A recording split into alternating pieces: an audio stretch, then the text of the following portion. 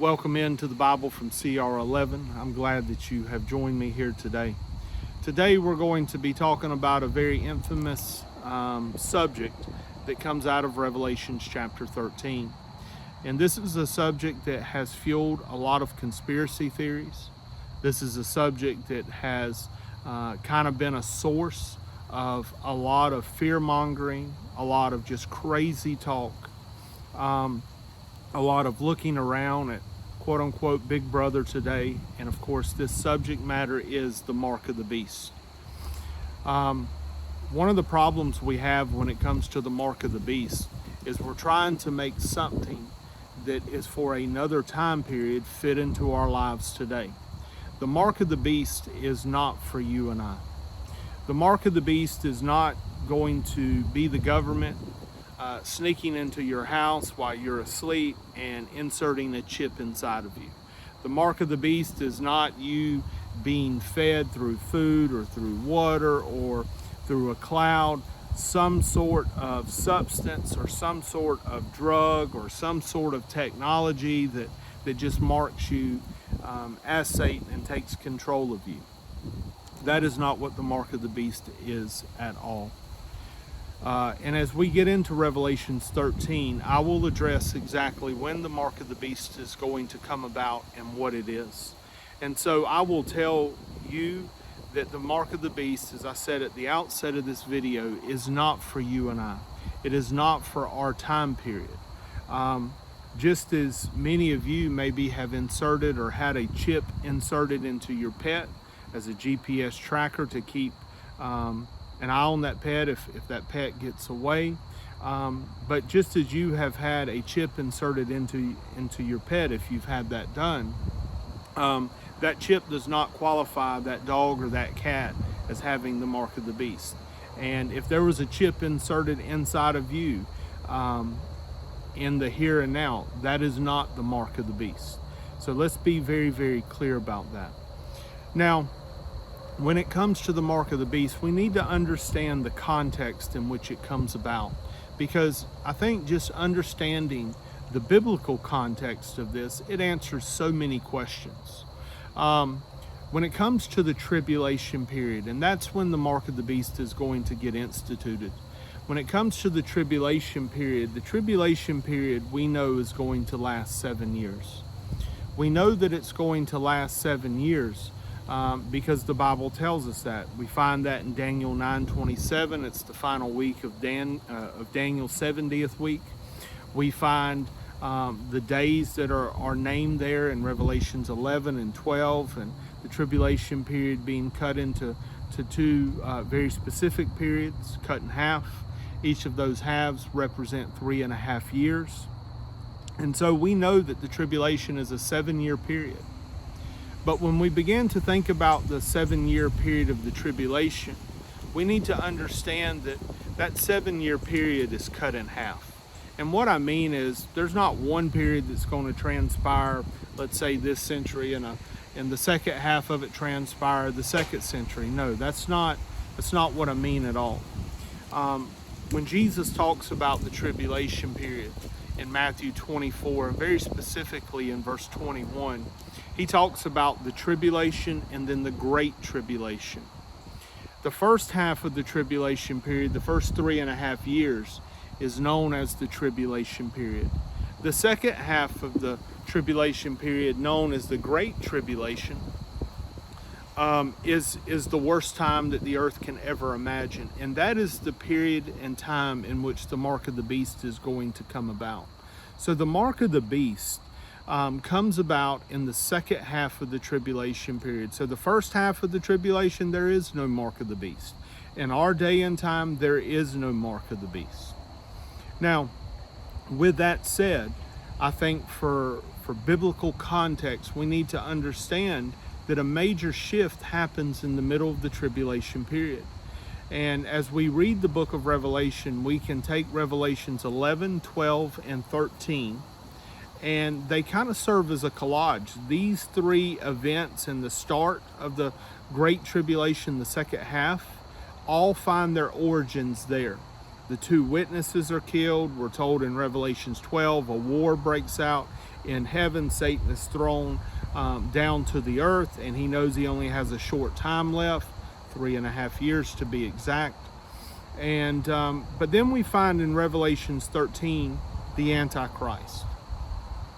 And for the first half of the tribulation period, the Antichrist is the most powerful man on the face of the earth. He is the leader of the West. But for the first half of the tribulation period, he does not rule the world. But in the second half of the tribulation period, the period that Jesus called the Great Tribulation, he rules the world. He takes control of the world kingdoms. Now, how does that happen? How does that come about?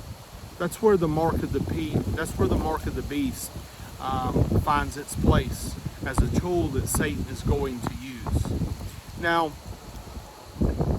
there's been much debate about whether this actually happens or whether it's kind of like a mirage that fools people.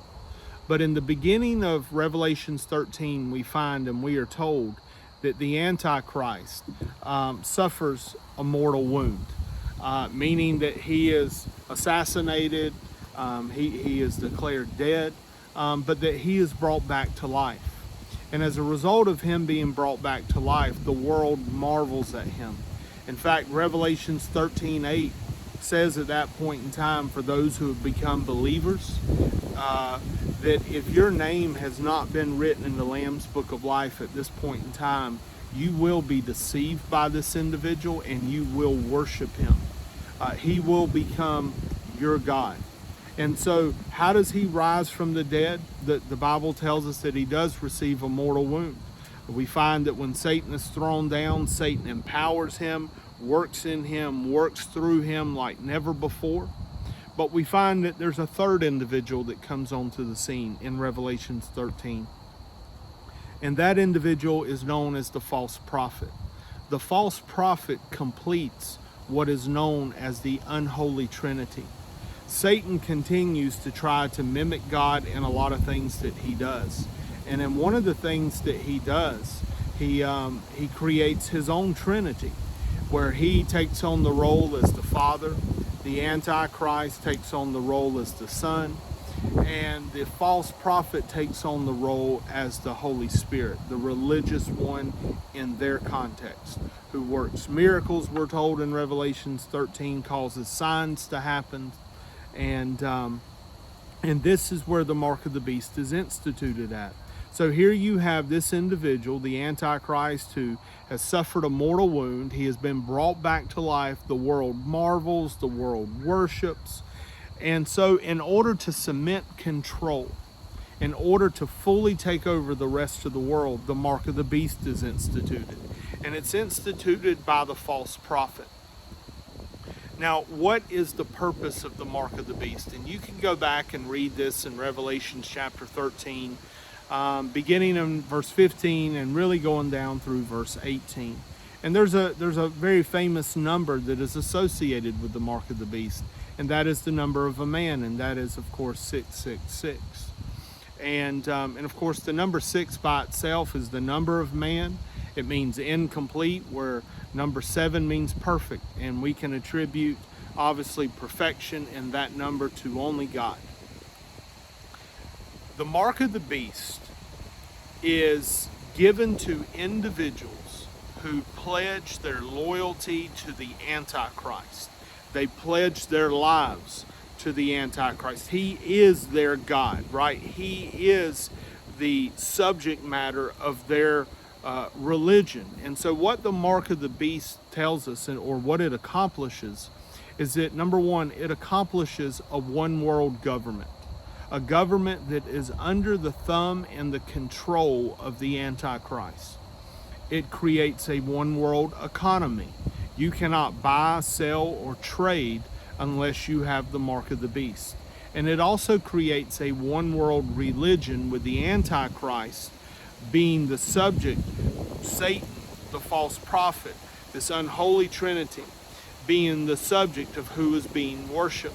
And you cannot receive the mark of the beast unless you pledge your loyalty and you worship this unholy Trinity. So the mark of the beast is something you will willfully take. And it's something you will be given when you pledge your loyalty and your worship to Satan, to this antichrist, to the false prophet. And as a result of pledging your loyalty to them, you'll be given the mark. And this mark allows you to participate in their economy, this one world economy. You now belong to the Antichrist. There is no forgiveness for this. We find this later, that they are doomed for all of eternity if you take this mark. And it creates a one world government. So you have the government, the economy, and religion all under the same umbrella. And how these three are joined together is by the mark of the beast. You receive this mark when you pledge your loyalty. So I hope that as we understand what this is, that this is something that happens, number one, in the middle of the tribulation period, not before. It is not for our day. No one is going to secretly come in and inject you with something and now you're marked with some sort of mark. Absolutely not. These people willfully take the mark of the beast, and as Revelations 13:8 tells us, they willfully worship this individual. He is what they believe that they want in this life. And so as a result, the mark of the beast is given out, and in his reign for 3.5 years over most of the world, certainly the world's supreme leader in that sense, is instituted, and it's all accomplished through the mark of the beast. So it is a tool of Satan that will be instituted in the middle of the tribulation period. Now, for those who are believers during this point in time, those who come to faith, they're not going to take the mark of the beast. Some of them are going to survive to the end. Many of them will be executed for what will be perceived as their disloyalty to mankind. Their disloyalty to this new God, to this new person.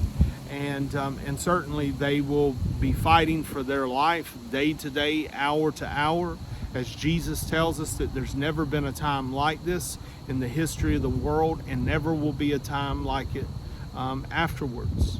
So when we think of the mark of the beast, it's very important for us to understand that it will be willfully done, that it will be willfully accepted.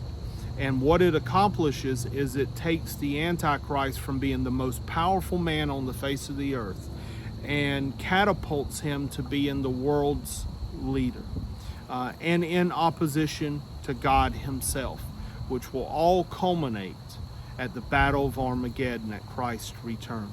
So if you like the content of this video, certainly like it, share it, and if you haven't subscribed to the channel yet, you can do that now. But until next time, I'll talk to you later, neighbor.